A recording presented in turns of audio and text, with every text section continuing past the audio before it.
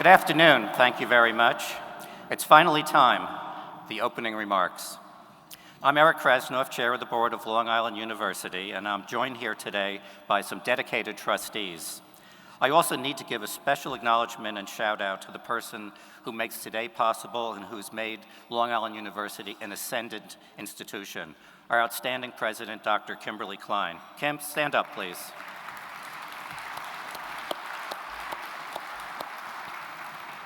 Now, the George Polk Awards are very important to me personally and to Long Island University. Showcasing your efforts and celebrating your work, it's at the heart of what a university stands for.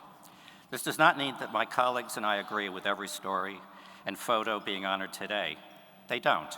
It does mean that being an open forum for ideas and debate shows that we are each serving a special purpose in a functioning democracy. And it lays at the heart of what I was taught by my father to value and respect. Throughout the history of the Polk Awards, they have been bestowed more than 900 times in recognition of journalistic excellence. The 2024 winners represent the pinnacle of investigative journalism. They address critical issues from foreign zone conflicts to government mismanagement and social injustice. These journalists have demonstrated courage, persistence, and a commitment to exposing the truth, regardless of the risks involved. Now, speaking of persistence, this is the 76th anniversary of the George Polk Awards. Mr. Polk was assassinated 77 years ago. Next year, Long Island University celebrates its 100th anniversary. The United States will mark its semi-quincentennial, or quarter millennium, if you will. Long Island University and the United States, as they exist today, owe a profound debt to the role of investigative journalism and what it's played in our histories. So thank you. And now it is a great pleasure to introduce the director of the Polk Awards, Mr. John Denton.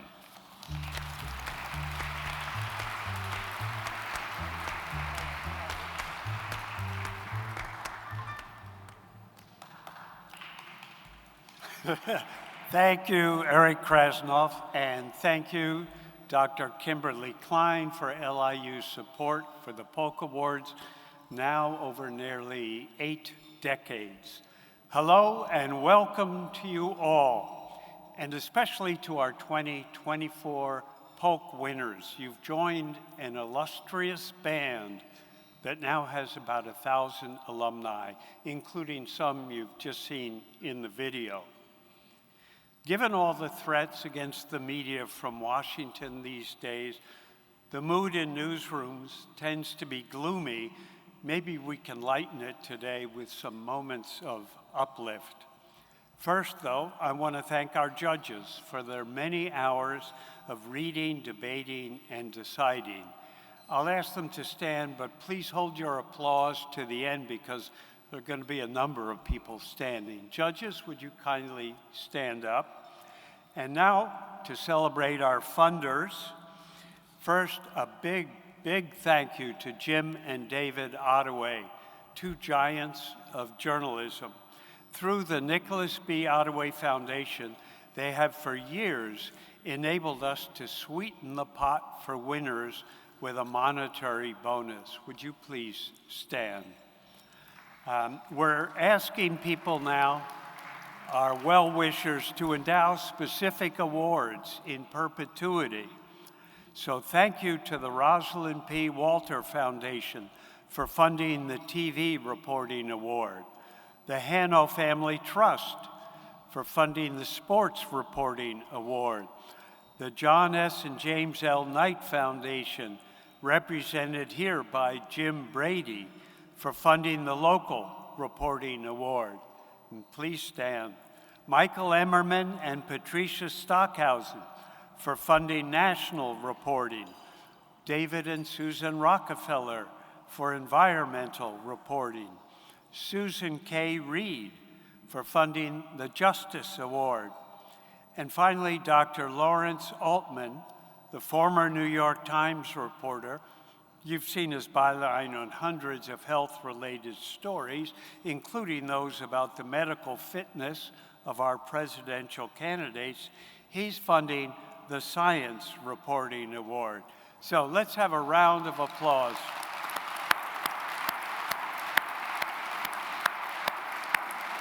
We're getting there. Now, the highlight of my year is the day when I call up the winners to give them the good news. The reactions, the very first words are often similar. A lot of wows, oh my gods, I'm so honored. In recent years, awesome.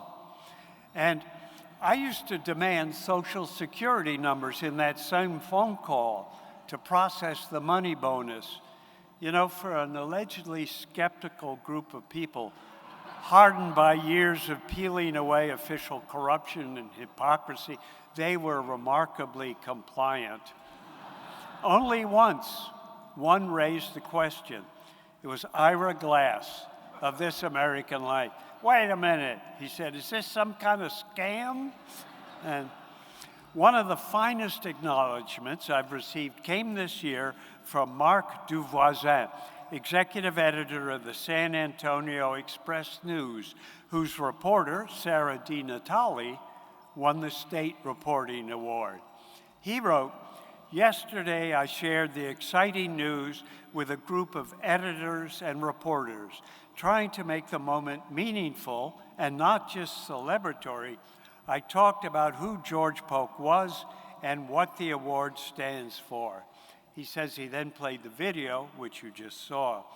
I spoke about how the Polk Awards honor intrepid, resourceful, and influential reporting, and how that credo reminds us of the high purpose that should lie at the heart of what we do, and how that purpose can be served with even modest acts of journalism that tell citizens things they might otherwise not know.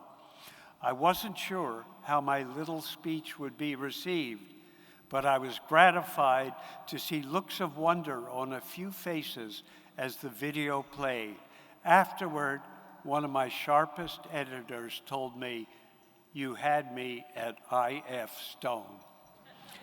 And with that, we begin with our first award, which is the Sidney Shanberg Prize. I'd like to ask Jane Fryman Shanberg, Sidney's widow and the award sponsor, to read the citation. Thank you, John. Good morning, everybody. Congratulations to all the winners, and thanks to all of you for your work. This year, we really need it. Sarah A. Topol of the New York Times Magazine daringly reported an aspect of Russia's invasion of Ukraine that was carefully concealed: the resistance of some Russian soldiers ordered to fight and expected to die in a dictator's special operation. After interviewing 18 Russian deserters, Topol settled on the riveting story of a single combat officer and his family, producing an expertly crafted 35,000-word account that went beyond the battlefield to capture the psyche of a nation faced with constant surveillance by Vladimir Putin's security forces. For The Deserter, Sarah A. Topol has earned this year's Sidney H. Shanberg Prize, and she is the first Shanberg Prize winner, woman winner. I'd like to welcome Sarah.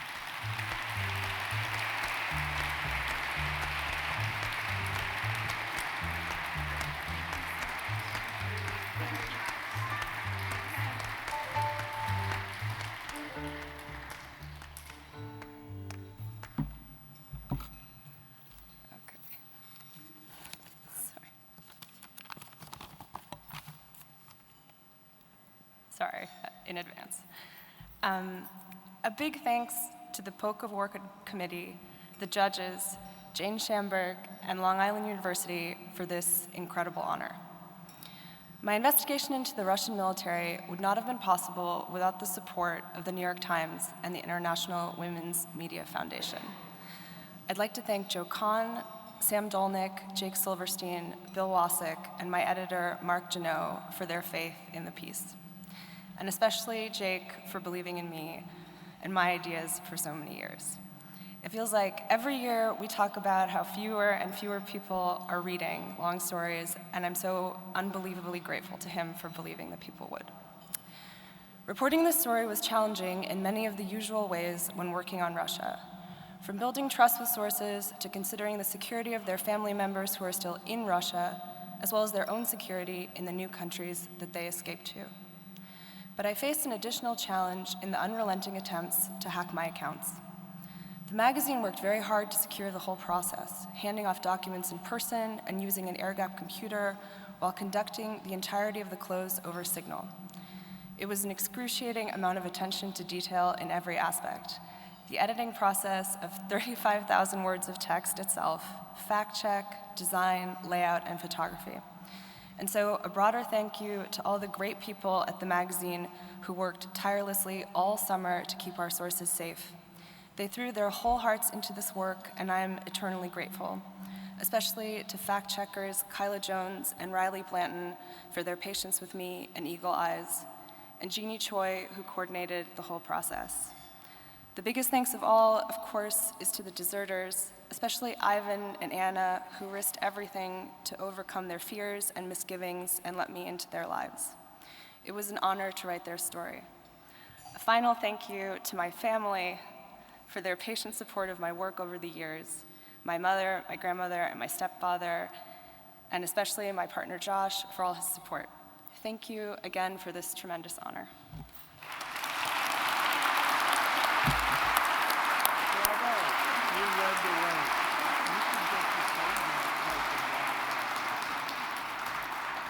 Congratulations, Sarah. And now we will take a break and resume in about 30 minutes. Enjoy your lunch. Welcome back. Now we'll be joined by our citation reader, Julie Pace, Executive Editor and Senior Vice President of the Associated Press. Julie joined the AP in 2007.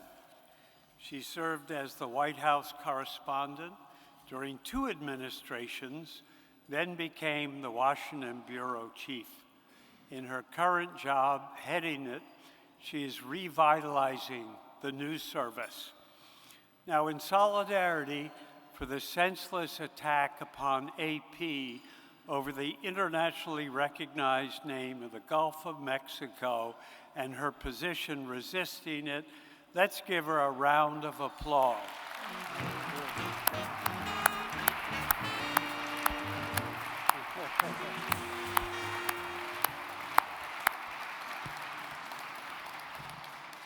Our first award is for foreign reporting. While the conflict in Gaza grinds on, another conflict plays out largely in the shadows. On the West Bank, Jewish settlers, police, and soldiers harass and attack Palestinians. Drawing on years of on-the-ground reporting, secret documents, and over 100 interviews, Ronan Bergman and Mark Mazzetti of the New York Times traced the arc of Israel's ultra-nationalist movement from its beginnings in the 1970s to its current position in the mainstream of government. For the magazine article, The Unpunished, How Extremists Took Over Israel, they have won the George Polk Foreign Reporting Award.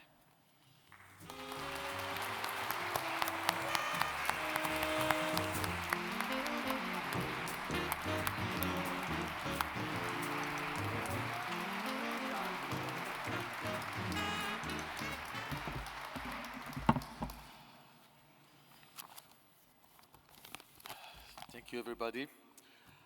And first of all, thank you very much to the Polk Committee for this tremendous honor. This investigation began with a somewhat basic question. How is that Israel's Shin Bet, the country domestic secret service, has had years of success in curbing terrorism by Palestinian groups and yet fails so often in stopping attack against Palestinians by Jewish right-wing ultranationalists? The answer to this question proved to be an answer about far more than just the Shin Bet. All the decisions by individuals, Israeli leaders, it turned out to be about the country of Israel itself. Many of the people we interviewed, some speaking publicly for the first time, offer an account not only of Jewish violence against Palestinians dating back decades, but also of an Israeli state that has systematically and increasingly ignored that violence. Voices within the government that objected condoning settlers' violence were silenced and discredited.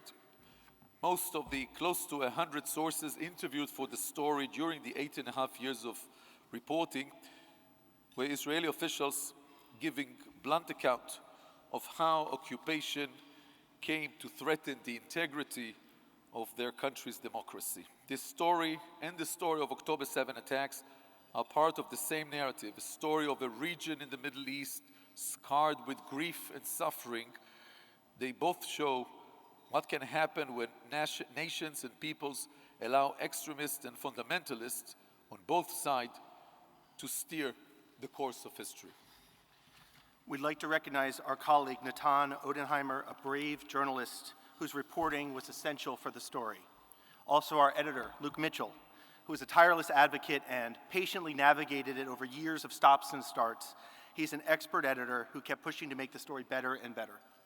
Thank you to the New York Times Magazine editor, Jake Silverstein, for recognizing the importance of this topic and giving the story the space to capture the breadth and scope of the issue. Also to fact-checkers Bill Varvolius, Maddie Crowell, and Rudy Lee. Their names aren't on the story, but their relentless work improved it immeasurably. A pattern that has repeated itself time and time again since we conducted the first interviews for this story. Current or former senior officials warning that things are about to get much worse.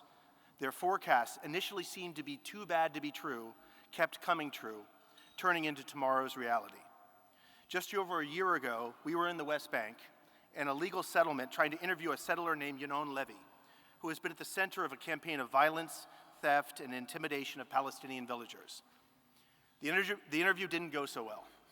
Then, weeks later, Levy was one of only 4 Israeli settlers designated for economic sanctions by the United States, the first time this has ever happened. Those sanctions were lifted in the very first days of the Trump administration, and President Trump has given no indication he will put any pressure on Netanyahu, the Netanyahu government, to rein in the settler violence. On the contrary, the Trump administration has officials in senior positions who believe that Israel should annex the West Bank. And that would fulfill the dream of many people we wrote about in our story. For this reason, it is more important than ever for journalists to keep attention on this story, and we're honored to have played a small part in that. Thank you.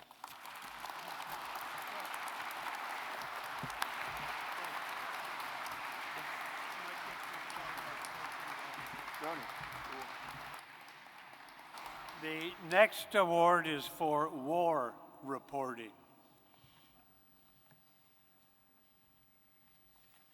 Sudan. As its 2-year-old civil war drags on, some 150,000 people have been killed. More than 14 million people displaced. It is the world's largest humanitarian conflict. To shed light on it, Declan Walsh spent weeks in the country at great personal risk, documenting the devastation and genocide and exposing the nefarious roles of foreign powers, such as the United Arab Emirates. For their coverage, Mr. Walsh and his colleagues at the New York Times have won the War Reporting Award.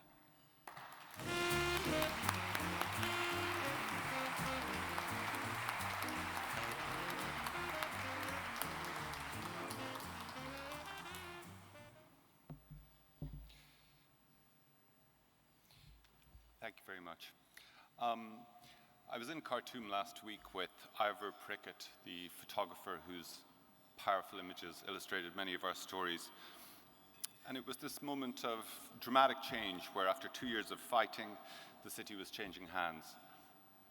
As we arrived in areas that had recently been captured by the Sudanese military, people would rush onto the streets to greet the soldiers, and sometimes they greeted us too.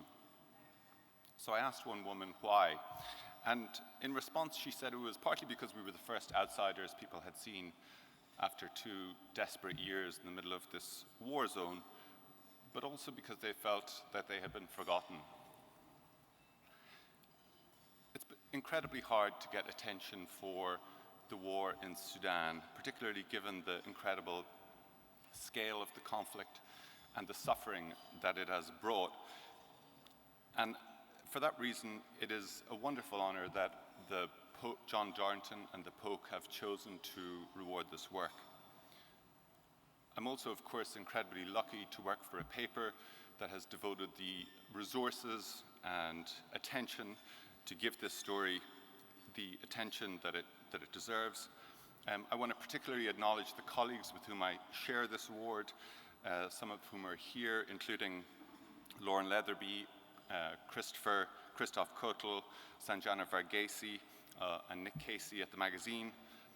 Of course, I want to thank Ivor, my fellow Irishman and traveling buddy, who I spent so much time with. And I'd like to make a special mention to a Sudanese journalist, Abdul Rahman Al-Tayeb, who was with us on many of the trips as well. At the Times, I'd like to thank our leadership, A.G. Sulzberger, Joe Kahn,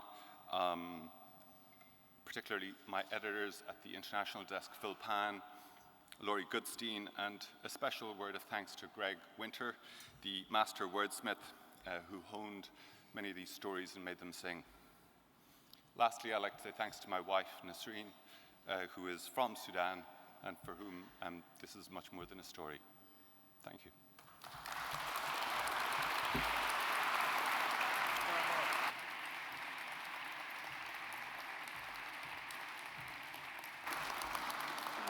National reporting.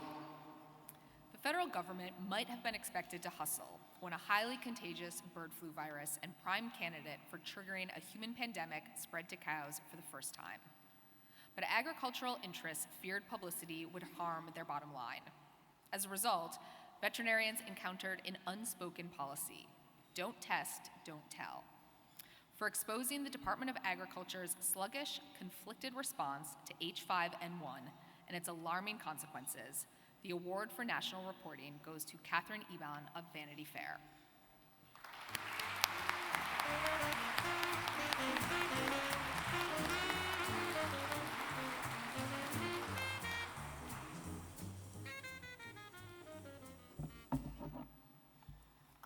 I want to thank John Darton, the judges, staff, and funders of the Polk Awards for this incredible honor.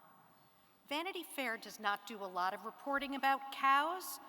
Our last cow story in March 2020 was about the limited release film First Cow, starring John Magaro. But in early 2024, rural veterinarians in the Texas Panhandle encountered hellish scenes on dairy farms, feverish cows, and piles of dead birds. As the H5N1 virus spread relentlessly among dairy farms, risking a bird flu pandemic, my sources began asking why the Biden administration wasn't acting with more urgency. We decided to find out why. I had never before interviewed a bovine veterinarian, but I imagined James Herriot from All Creatures Great and Small navigating remote country lanes. My reporting led me instead to the back rooms of the dairy industry, the broiler lobby, and ultimately America's $24 billion export agreements for milk, poultry, and beef. Dairy farms were the province of the USDA, and sick cows were bad for business. After months of reporting, I wondered, was I really going to file a story about cows without getting a single human on the record?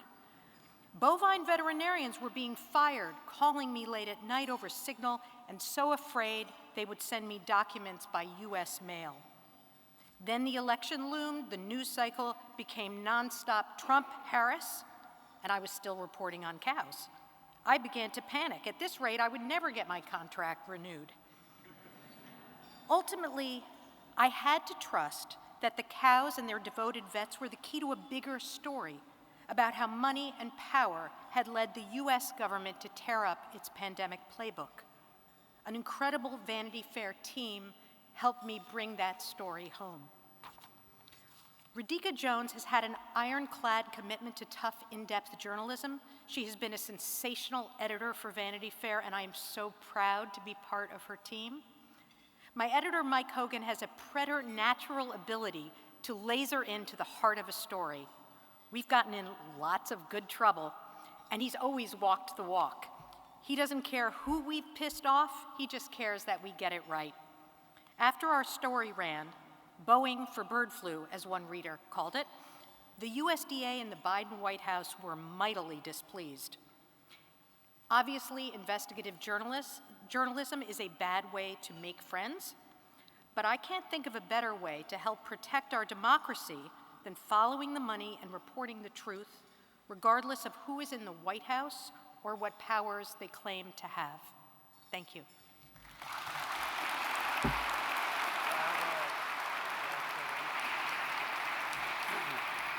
Local reporting. Was Baltimore's wave of lethal drug overdoses an inevitable result of forces out of the city's control? This was a widespread assumption, until 3 reporters from the Baltimore Banner, a nonprofit website founded in 2022, began to dig into the facts with the support of the New York Times Local Fellowship Grant. Among the surprising findings of their 2-year probe, Baltimore had far and away the worst record of such deaths of any comparable American city, 6,000 in 6 years. And programs designed to combat the problem actually exacerbated it. For doggedly pursuing a consequential story in the face of official resistance, Elisa Vu, Nick Team, and Jessica Gallagher of the Baltimore Banner have won the Local Reporting Award.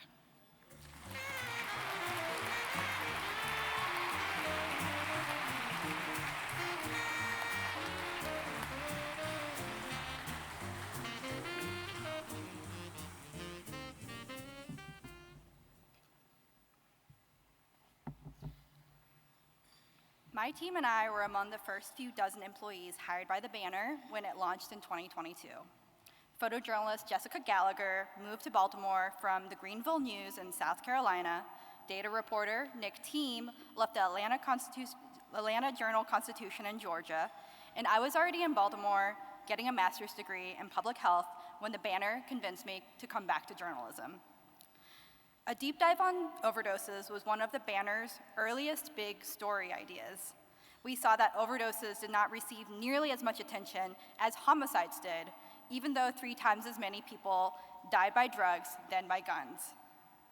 We teamed up with the New York Times, which was recruiting for its first class of the Local Investigations Fellowship, another ambitious enterprise to save local news. Not quite 3 years after the Banner's launch, I am so honored to be up here accepting the organization's first George Polk Award. It was not an easy path to get here.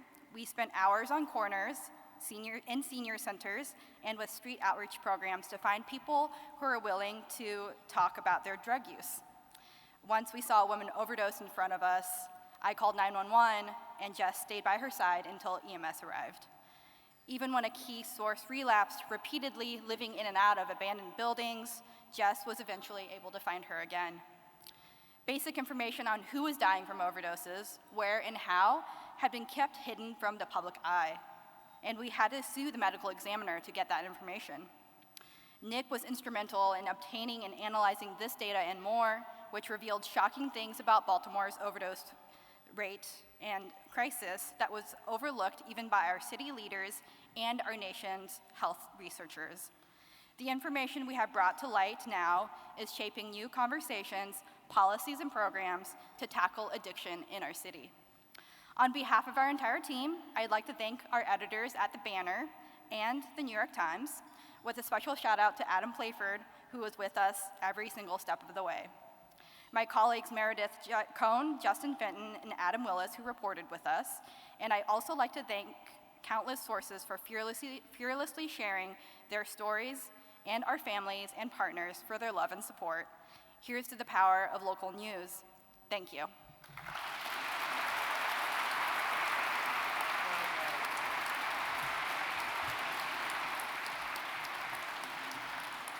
State reporting. Sarah DiNatale heard an offhand remark from a college instructor about salespeople hawking worthless solar energy installations. Within 10 months, she had produced a 4-part series for the San Antonio Express News on door-to-door scam artists, targeting mostly elderly homeowners with false promises of energy savings, rebates, and tax credits. On top of the deceptive practices, the work done was often shoddy, leaving roofs caved in and panels pointing in the wrong direction. For her curiosity and dogged reporting, Sarah DiNatale has won the award for state reporting.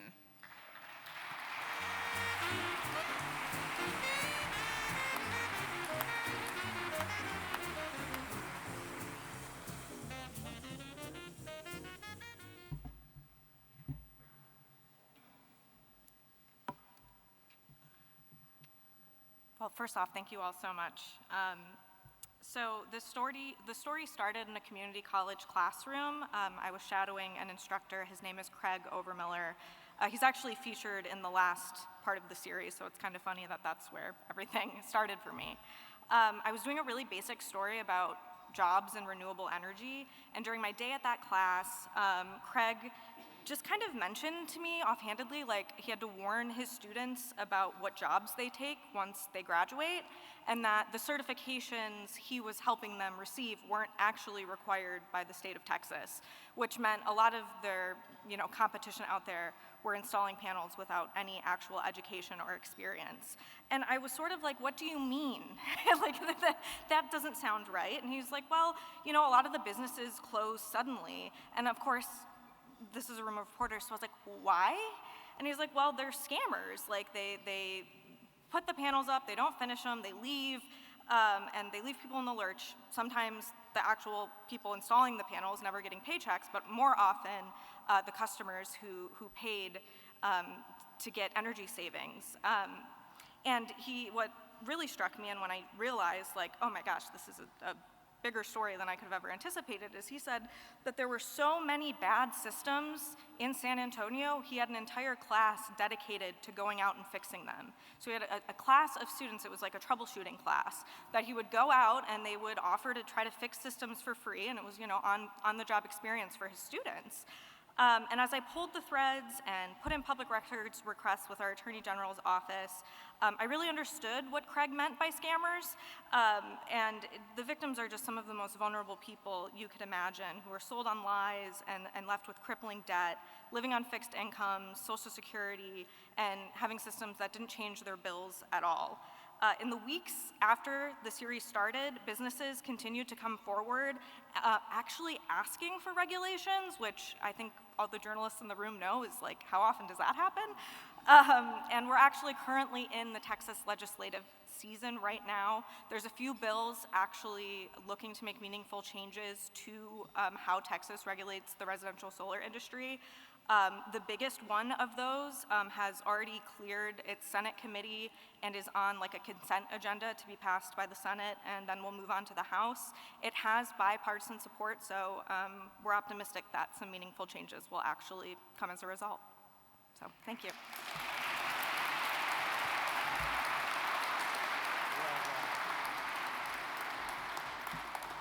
Health reporting.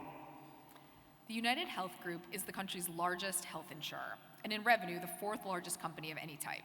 It even has its own network of doctors, some 90,000 of them.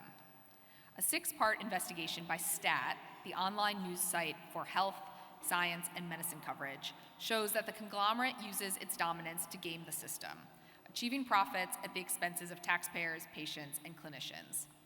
For healthcare's colossus, Bob Herman, Tara Bano, Casey Ross, and Lizzie Lawrence have won the Health Reporting Award.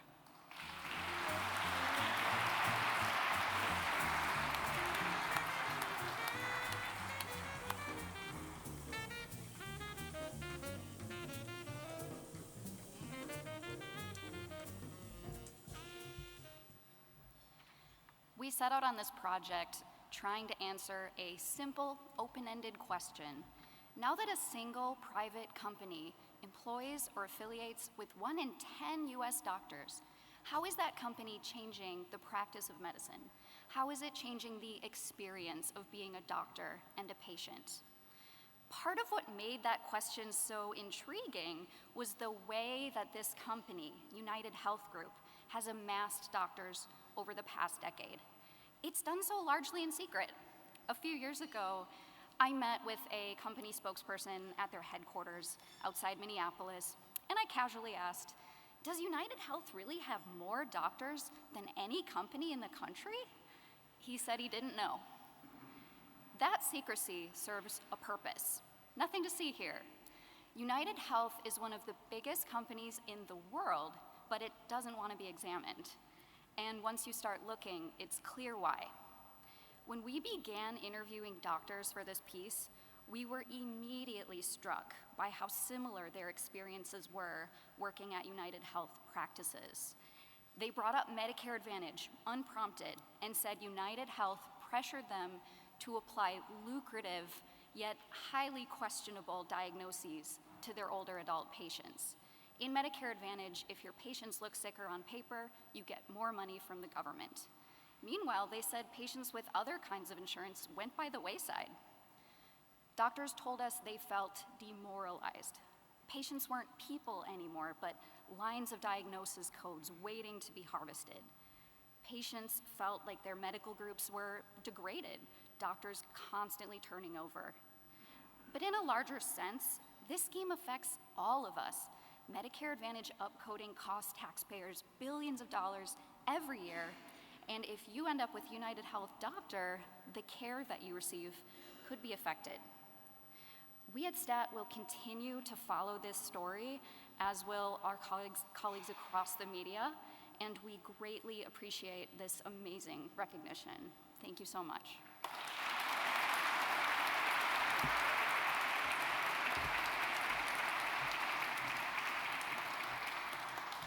Medical reporting. Starting with a line on a single death certificate, ProPublica reporters painstakingly brought to light the preventable deaths of women in states with abortion bans enacted since the Dobbs decision. For revealing how the new laws have warped medical decision-making, driving doctors to deviate from the standard of care, even in cases of routine pregnancy complications. The award for medical reporting goes to Kavita Sarana, Lizzie Presser, Cassandra Yaramillo, and Stacy Kranitz.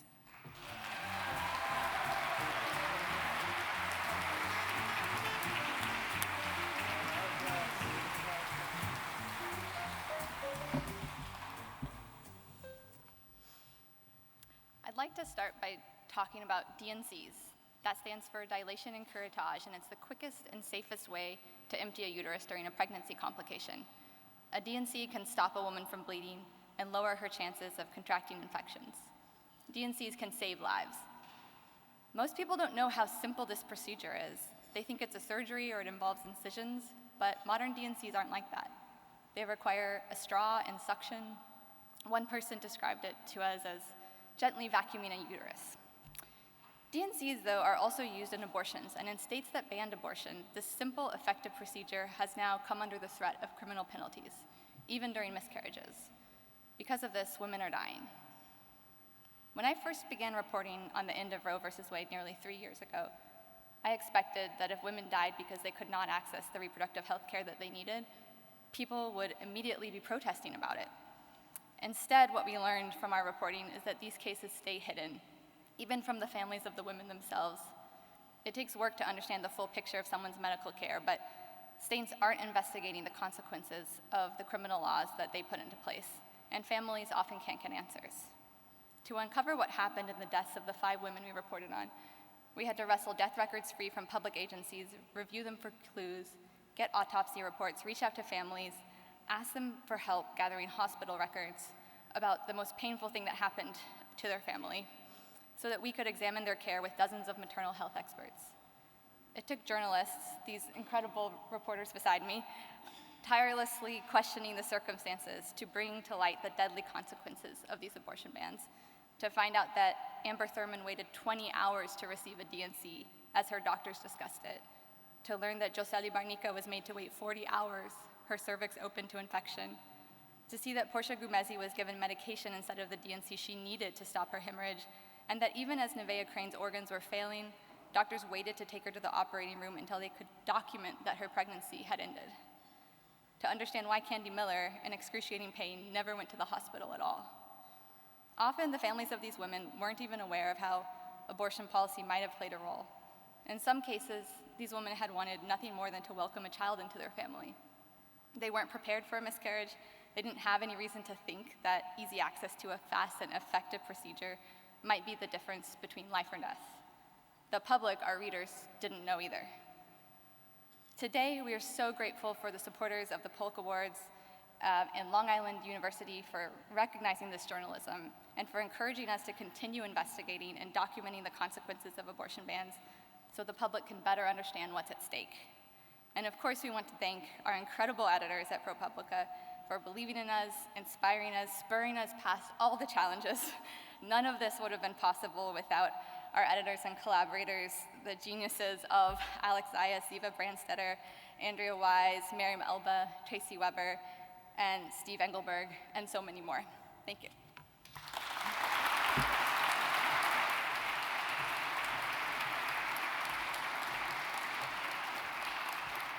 Political reporting. The U.S. Secretary of Defense has awesome responsibility. In December 2024, then nominee Pete Hegseth's history of misbehavior was revealed by Jane Mayer in a tour de force of investigative journalism. A previously undisclosed whistleblower report on Hegseth's management of a veterans organization revealed financial mismanagement, sexual impropriety, and drunkenness while acting in an official capacity. Mayer's investigation was cited in hundreds of outlets and in Senate hearings, nearly upending Hegseth's confirmation, which required a tie-breaking vote by Vice President J.D. Vance. For Pete Hegseth's secret history in the New Yorker magazine, Jane Mayer has won the award for political reporting.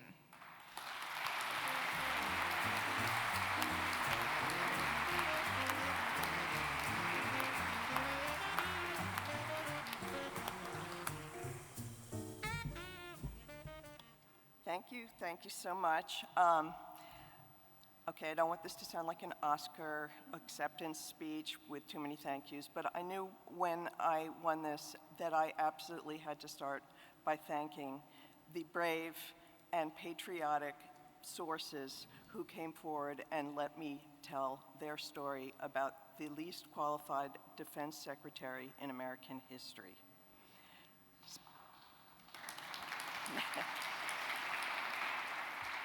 Speaking to the press is always an act of faith in our democratic system to some extent. People talk to reporters because they think it's important for other Americans to know the truth in order to make wise decisions. They trust us to get the word out so that disasters will be averted, wrongs will be righted, and there will be better outcomes. Under the current administration, however, this simple act of faith in our democratic system has, by necessity, become an act of courage. I've been a reporter now for 40 years, and I've never seen a more intimidating, frightening, or more important time to tell the truth in America. It's unconscionable and unacceptable, but many news sources now feel too afraid of what will happen if they speak up. The Hegseth story, for instance, began with my efforts to interview a woman who told the police that Hegseth had sexually assaulted her. No charges were brought for lack of evidence, but Hegseth had agreed to an undisclosed six-figure settlement with her. People close to the woman said she very badly wanted to tell her story, but it became clear she was too afraid of the consequences for her life and that of her family. As I reported further, it became clear why. Anonymous sources who did provide accurate information on the future defense secretary soon found their names outed and their reputations smeared by President Trump's associates. Trump has claimed to have brought back free speech and to have stopped all government censorship, but quite the opposite is happening. Just recently, he has called CNN and MSNBC's reporting illegal, while speaking at the Department of Justice, no less. He has insulted my esteemed former New Yorker colleague, Jeffrey Goldberg, as a sleazeball for exposing Hegseth and other administration officials' reckless disregard for national security. He has sued and threatened the broadcast license of CBS in retaliation for making his campaign opponent look too good. And he has banished the Associated Press from the White House because it wouldn't let the government dictate its word choice. Despite this extraordinary campaign of intimidation and harassment, my sources on Hegseth stayed strong, making it possible for me to tell their stories. And so I cannot accept this wonderful prize without thanking them, because they are really the ones who deserve it. But I also want to thank The New Yorker for editing and publishing investigative reporting without fear or favor. The Signal chat that we had going on this story with the amazing David Remnick, Daniel Zalewski, articles editor, Fabio Bertoni, our lawyer, Fergus McIntosh, who heads the fact-checking department, and many others would be the envy of the Trump national security team. I also want to thank the Polk Award officials and judges for all you do to honor and sustain the free press at a time when the world needs it more than ever. And I would like to thank my husband, Bill Hamilton. Everyone needs an editor, but I have the luck of being married to one of the best. So thank you very much.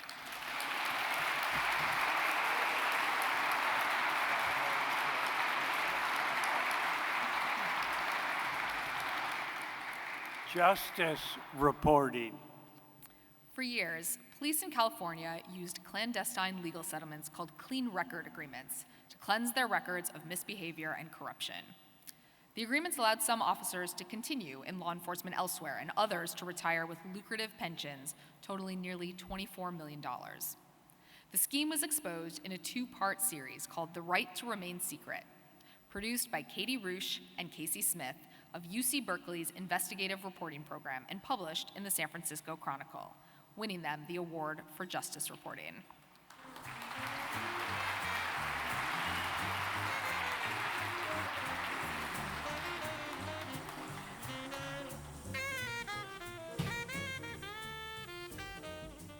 Jane Mayer, what an act to follow.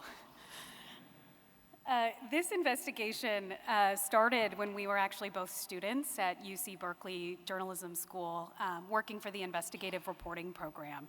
And I was investigating a small group of police officers who had all been fired for serious misconduct from one department and then ended up working all at the same department. And how I found this particular story was a mystery that these officers gave to me, which was when I started to do my final calls to tell them about the story and ask my final questions. The officers were insistent that the records and interviews that I had were inaccurate, and that they had not been fired, and that I should call the department and ask because they would confirm that story. I did check my sources, and they all confirmed it once again. And it wasn't, we ended up discovering what the real story was thanks to my reporting partner, Casey Smith. She said to me, was there any litigation tied to these terminations, and have you requested the settlement agreements? And so through a simple public records request, we ended up with 5 agreements that explicitly promised to sanitize these officers' personnel files, wiping away any trace of their misconduct and terminations. And I remember it like it wasn't 6 years ago. I went up to David Barstow, our editor, our professor's office, and we printed off these agreements, and I showed them to him, and I said, I think we have something. And he, like every good editor, said, prove it. Get me more. And he would say that over and over again during the 5 years that we reported this investigation. We filed more than 2,500 public records requests. We made more than 1,000 calls, conducted hundreds of interviews, all to piece together a system that had existed in secret for decades. And then in about year 2, we discovered another piece of the story, which was that not only did these agreements bury the misconduct of these police officers, but they also left them with lucrative disability pensions, tax-free payments for life. Since our story published, our investigation published, officers have lost their jobs, their licenses, faced criminal charges. The state has launched an investigation into these fraudulent pensions, and a California lawmaker has introduced a bill to ban these agreements outright. Someone asked us how we were going to celebrate this award, and we will take a night off and a nice dinner. Who doesn't want that? But I think the best way to celebrate for us is to get back to work, to get back to the documents, to get back to our sources, to get back to door knocking.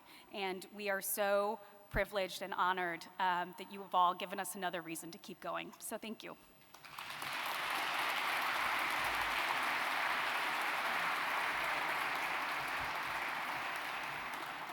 Technology reporting.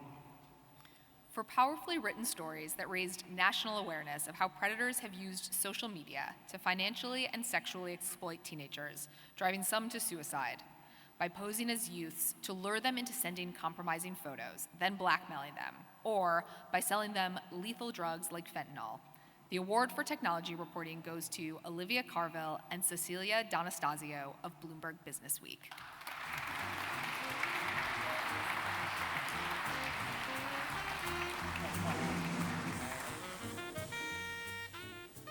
I am so honored to be up here today on behalf of all those who made this possible.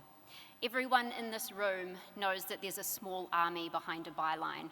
And you also all know the difficulty that goes into the types of reporting, like the stories that we're hearing about today, dealing with obfuscation, misdirection, manipulation by the powerful subjects that we write about, getting ghosted by our sources, interviewing sexual abuse victims or heartbroken families.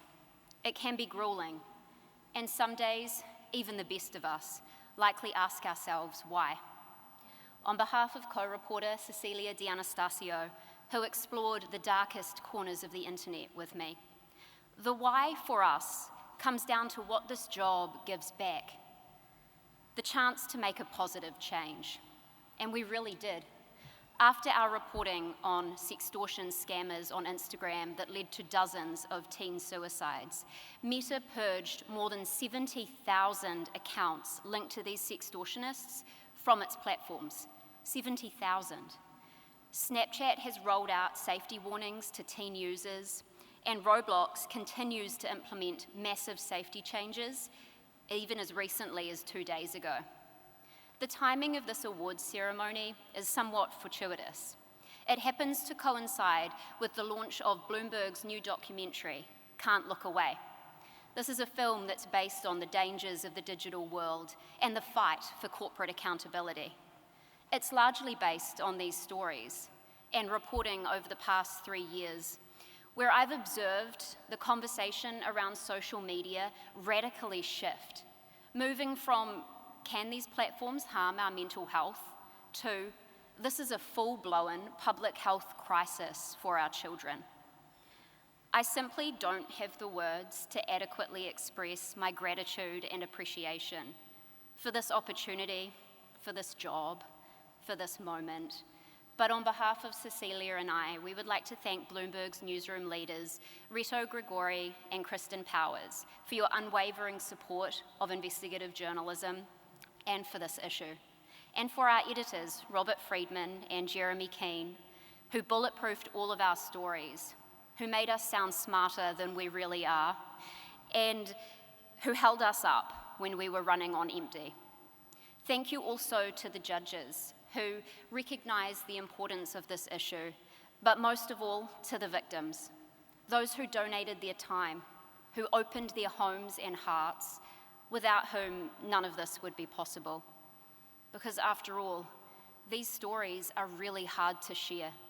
They are hard to report, hard to write, hard to edit, hard to read, but we must do so. Because the deadly dangers and risks that our children face in the digital world is one of the most essential issues of our time, and we can't look away. Thank you.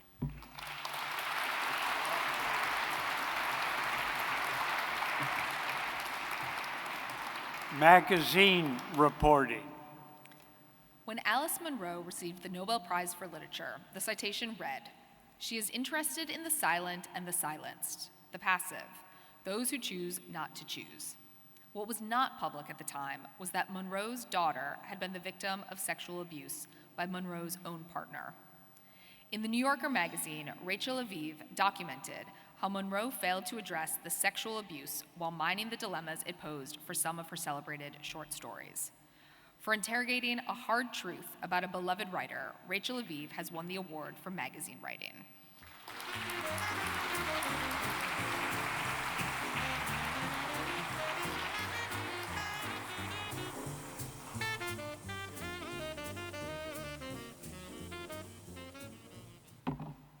Thank you so much. I feel really honored that this award puts me in the company of so many journalists I've admired and have tried to model myself after over the years. I wanted to thank David Remnick for creating the space to think and report in ambitious and unbounded ways, and among other things, giving me the very rare instruction to go long, to follow the story whatever form it took. Also, I want to thank my editor, Willeen Davidson, who was on sabbatical when I was working on this, and miraculously for me, returned to work early voluntarily so that he could edit this. My capacity to feel confident about what I've written is a reflection of Willeen's engagement and investment in the work. And finally, I feel incredibly grateful to Andrea Skinner, Alice Munro's daughter. We started corresponding early last August and then wrote each other emails almost every day for about half a year. And those emails and in our conversations in person, it felt like she was teaching me a new kind of language for thinking about how a family can disown its own history and how that act of disowning can shape and distort the lives of each member of the family and of their community. And thank you so much to the George Polk Awards.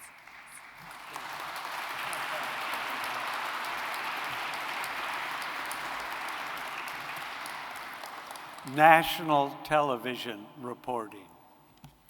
A team of NBC News reporters was intrigued to discover that the University of North Texas Health Science Center had been disposing of unclaimed bodies. It turned disposing of unclaimed bodies into a profitable venture by dismembering corpses and leasing body parts for medical research and education without family permission. Heads went for $649, for example, a pair of feet for $330. The priority was profit, not locating next of kin, which the NBC team was able to do in 25 instances.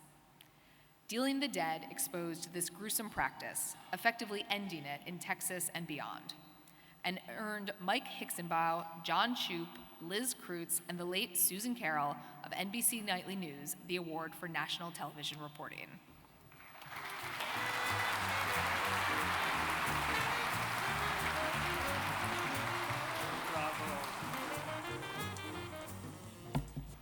Well, thank you, Julie and John, and thank you so much to the George Polk Awards for this extraordinary honor.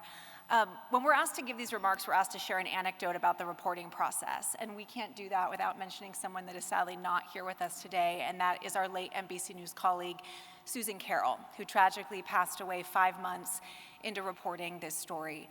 Susie is the one who came across the initial tip in late 2023 while researching another story about the use of unclaimed bodies that led to this investigation. And by all accounts, it is exactly the kind of story that while some people might try to avoid, she loved the most because it meant poring over public records and government spreadsheets. After she passed, Mike and John have said that they asked themselves, what would Susie want? And they knew, of course, she would want them to keep digging. And so they did. Mike and John, along with a team at NBC News led by our fantastic editor, Julie Shapiro, went through thousands of pages of public records that ultimately resulted in this investigation for NBC and Telemundo, looking into the largely unregulated U.S. body broker business and exposing how the University of North Texas Health Science Center was using unclaimed bodies, often and at times deeming them unclaimed without ever trying to find or making little effort to find their next of kin before doing so. In total, we put together 6 pieces, television pieces for Telemundo, for NBC, including 4 for NBC's Nightly News, which I calculated came to about 15 minutes of airtime. And I know that in a room full of long-form journalists, that might not sound like a lot, but when you're talking about a nightly news broadcast that is just 23 minutes long, that kind of time is extremely rare and invaluable. So to that point, we want to thank Lester Holt and our executive producer of Nightly News, Megan Rafferty, along with Rebecca Blumenstein, Catherine Kim, and Tom Namiko for giving us the time and resources to tell this story. And a thank you to our entire team that went into making this investigation, our phenomenal producers, Alexa Keys and Mary Goody, our senior producer, Michelle Melnick, our reporters, Tyler Kincaid, and our Telemundo reporter, Anna Hilmar Bilchez. It takes a village to do this kind of reporting. Our photographers, our editors, our graphic designers, and we're so thankful to them all. And lastly, a final thank you to those who spoke to us for this story, our sources, and especially the families, the heartbroken families who had been desperately searching for their loved ones, only to learn that they had been sent to the medical center without their knowledge and consent. This award is for Susie. It is a reminder to do what she loved, to keep digging, and we'll keep doing that. Thank you.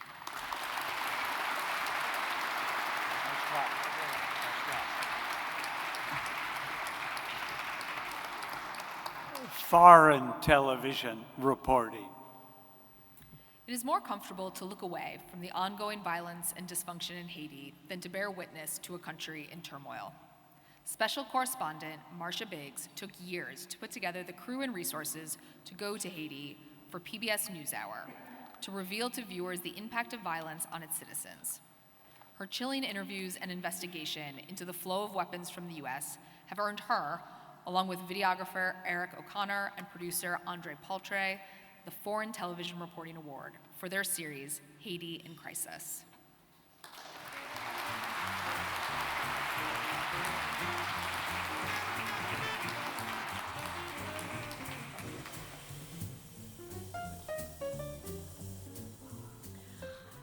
My goodness. A huge thank you to John and the Polk Committee and LIU. Thank you to PBS NewsHour and the Corporation for Public Broadcasting, Sarah Just, my executive producer, and Morgan Till, who are here. Thank you to my mother, who's here. Mom, I could never have become the journalist that I am today if it weren't for you. For real, she used to give me her airline miles so I could get to Iraq. Thank you to Jim Prince, who's also here, who loves me enough to make sure I don't miss my check-ins when I'm in conflict zones, which I didn't, just to be clear. That's a story for another time, but I did check in. This series was a labor of love. We pushed for 3 years to make it happen, so thank you for making it happen. It wasn't just us. None of the networks were sending TV crews to Haiti. Too expensive, too dangerous. But I kept asking myself, why aren't we talking about Haiti? There's so many Haitians at our border. We've had such a hand, the United States has had such a hand in Haiti's history. Why aren't we talking about Haiti? So thankfully, after 3 years, I finally got there, and I had 2 amazing partners in the field.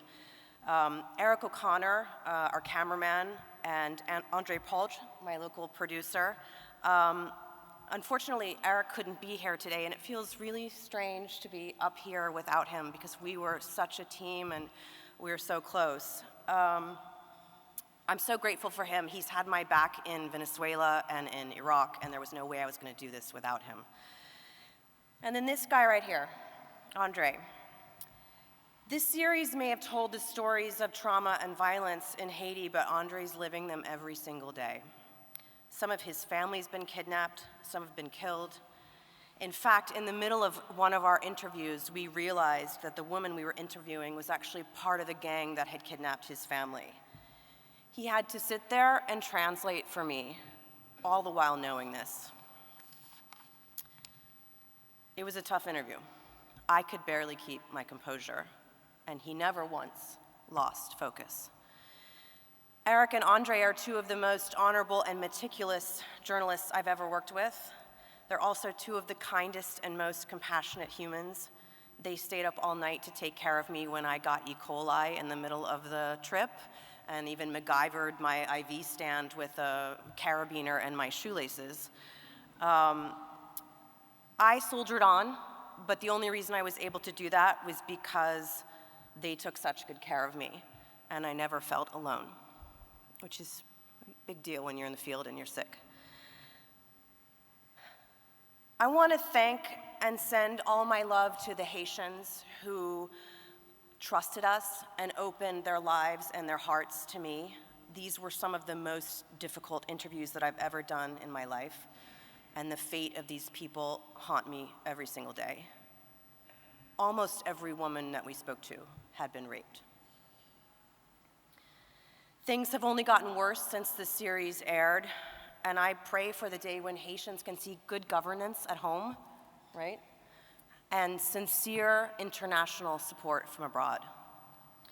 And my hope for us as journalists, as I stand in front of arguably this year's best journalist in the nation, I think about the 3 years that I spent to get this story out. My hope is that we can all encourage each other to keep pushing to cover these underreported stories or these misunderstood stories, especially now in our current climate. We're going to get more no's and more pushbacks than we've ever gotten in our lives. And we have to remind each other why we're in this business and to just keep going. I believe that it's our job to connect people with worlds that they don't know, or worlds that they think they know, but perhaps they've only seen them through a particular lens. It's a privilege and it's a responsibility that we take very, very seriously. So to be recognized by the Polk Committee is an incredible honor. It's the highest honor that I could have ever imagined in my career. So thank you very, very, very much.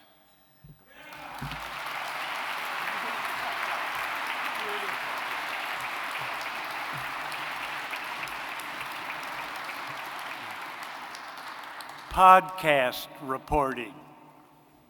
In 1970, Johnny Veal was convicted in the murder of 2 Chicago police officers. He was 18 years old. By steadfastly maintaining his innocence, he was deemed unworthy of release from prison for lack of remorse. Through interviews, parole board hearings, and unrelenting investigative reporting, Ben Austin and Bill Healy tell the powerful story of Johnny Veal's 50-year effort to be paroled. This has earned them the podcast award for the Audible original, The Parole Room.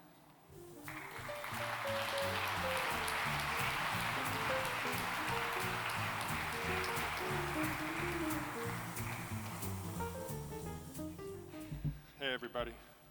I'm Ben Austin, and this is Bill Healy. We began working on this podcast, The Parole Room, in 2019, pre-pandemic. We started driving to parole hearings in Springfield, Illinois. We're both from Chicago, every single month. And one of the reasons we started going back every month is because what we were seeing was really powerful. A group of people in a small room making this monumental decision about who should go free and who should stay in prison, deciding when an extremely long prison sentence should finally end. Parole hearings are like storytelling contests. Who can tell a more convincing story about a crime, about decades in prison, about rehabilitation, about retribution, about victims? For the person coming up for parole, the stakes couldn't be higher. What story can they tell? What words could they use that after so many years would finally equal freedom? The man whose parole saga we tell in this podcast, Johnny Veal, who goes by Khalif, went to prison as a teenager in 1970. He was in prison for more than a half century. He had come up for parole 20 previous times, or 20 times when we were following him. I said that parole hearings are a storytelling contest, but they're one in which the story of the crime is always way in the lead. It doesn't matter what has happened since the crime, what somebody has done, who they've become. The parole board members hear the story of what happened many decades ago often, and they're pulled back into the past. They're still sort of ruling on a sense of vengeance and retribution, often fear. It's harder for them to look at things like the objective reality of who someone has become, or the facts, or to see their humanity. Our hope in making this podcast was to tell a better story. To tell a better story about our prison system and the extreme ways we punish in the United States, a story about how we punish and who we punish. One of the amazing honors of getting this award is also being here in this room with all of you. So many amazing journalists and editors and writers, some of whom are my dear friends who I work with for many years. All of us are also trying to think about how to tell better stories right now. We're trying to think about how to marshal evidence and to think about empirical facts at a moment when that's devalued. We're trying to think about ways to tell stories with humanity and stories that look at a way that collectively we all have stakes in. For us, the stakes right now couldn't be higher for that. And on behalf of our entire team, on behalf of Audible, who shared this podcast, and on behalf of Johnny Veal Khalif and all the people who are in prison who deserve second chances, thank you so much for this amazing award.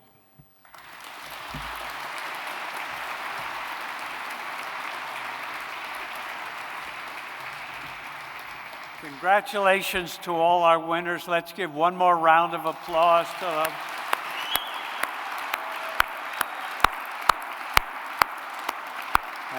An impressive group. Well, I'm happy to present our keynote speaker. And frankly, I'm a little thrilled that he was able to make it here today. For NBC nightly news anchor Lester Holt is apt to disappear at a moment's notice. He has long obeyed the reporter's dictum, first go to the story. Israel during the Gaza war, Ukraine during the Russian invasion, Egypt during the Arab Spring, Japan during the nuclear crisis, on-the-ground reporting to talk with participants, paint the scene, and understand what is going on is his hallmark. So too are his newsmaking interviews with presidents, CEOs, foreign leaders, survivors, protesters, and prisoners. He was named the most trusted television news personality in America 2 consecutive times by the Hollywood Reporter Morning Consult poll. This summer, after 10 headline-making years, he will step away from nightly news to take on a fully dedicated role at NBC Dateline NBC. Lester Holt.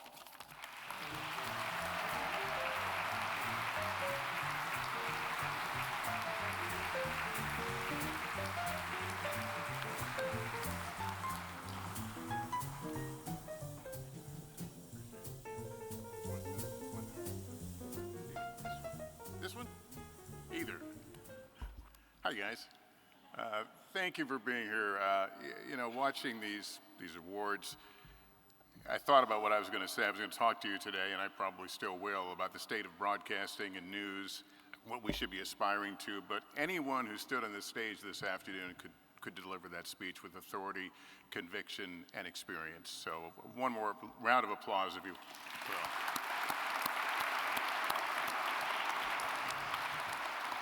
I certainly want to congratulate all the awardees today, but especially my colleagues from NBC News who did such a solid and important piece of work on the Dealing the Dead series. We proudly carried many of the stories on my broadcast, and I just want to tell you guys how proud I am to see you recognized today so deservedly. So congratulations. I'm a believer that awards are not just a kind of a nice to have, but they're important to our belief in ourselves as an institution. By highlighting and honoring work of such high caliber, we're reminded that what we do matters, that our work remains relevant and impactful, and retains the power to transform lives, to expose and right injustices. Let me thank Long Island University. John, thank you for the kind introduction. John, of course, curates the awards here. Dr. Kimberly Klein, the LIU president, and Eric Krasnoff, chairman of the board of trustees for LIU, who we saw earlier in the program. I want to thank you all for helping us celebrate our peers and our colleagues this afternoon. Our collective reputation as a profession is not something that is built on one story or one broadcast or one award. It's a culmination of work, investigations, features, breaking news, and attention to detail. In short, the things that can build trust and loyalty with our audiences. They are the foundations that lift us up against those who seek to tear us down. For the last 10 years or so, our profession has existed in a defensive crouch. But time and time again, our most powerful weapon against the slings and arrows has been our body of work, our excellence, our fairness, but also our transparency. We are learning that news is no longer a one-way street where we make all the choices about what's newsworthy and what you should be reading or watching. We have to accept that, like so many things in this on-demand era, journalism has been increasingly democratized. The migration of consumers from one platform to another is a vote in and of itself. We certainly are not in a position and shouldn't be judging people who may be getting most of their news from X or TikTok. Better we ask why they're getting their news from those locations and what we can learn. I believe there is and always will be an active search for truth going on out there, and that we hold the keys to finding the answers. Let that be our rally cry as we rise from that defensive crouch and hold truth to power. Now more than ever, it's important we emphasize our added value of not just being reporters of facts, but of nuance, the subtext that promotes critical thinking and underscores the bigger picture, the conversations we as a society are not having enough of, leaving us all divided beneath a cloak of false certitude. So many judgments on critical issues in our country right now are being made solely on headlines, the enticing, attention-grabbing staples of our profession, but that by themselves can be devoid of subtext and nuance, therefore playing to an audience that often communicates largely in a nonlinear form of shorthand. I have always put a great deal of weight into what viewers tell me on the street when they want to engage on something that we've reported on the broadcast. I listen very carefully to know if our reporting was clearly received, because I believe it's largely on us when the nuance of a particular story is missed or buried or grossly misunderstood. If we are to fulfill our role as a pillar of democracy, we have to do more than report. We have to illuminate and drive greater understanding. And that is part of the internal mantra that has driven me for almost every day for the last 10 years as the anchor of NBC Nightly News. As you just heard, if you hadn't heard it before, I will soon be stepping away from the broadcast and the day-to-day news gathering at NBC News in order to expand my role as anchor of Dateline. I'll be working with a talented team that has helped set the standard for long-form journalism. In a career that has spanned about 45 years now, I know I don't look that old, but in a career spanning 45 years, I've answered the bell for the big story far more times than I will ever be able to count. Earthquakes, wars, mass shootings, and so many more breaking events. I've traveled much of the country and much of the world, interviewing people of great power as well as people who are powerless. The job has been an all-access pass like no other, for which I am profoundly grateful. Now, this is starting to sound like a farewell speech, which it is not. So I just want to close by letting you know I've got a few weeks to go. I've got gas in the tank, so don't write me off just yet. But it is such an honor to be here, and I did want to publicly thank all those who have supported me as I head off in this exciting new direction, particularly my Nightly News team members, many of them sitting right over here, who I am so grateful and proud of, and I will miss you. So to our audience, thank you for your attention, and again, congratulations to all of today's award winners. You are amazing. I think we will all leave here lifted, feeling inspired, and ready to go get them. Thanks, everybody.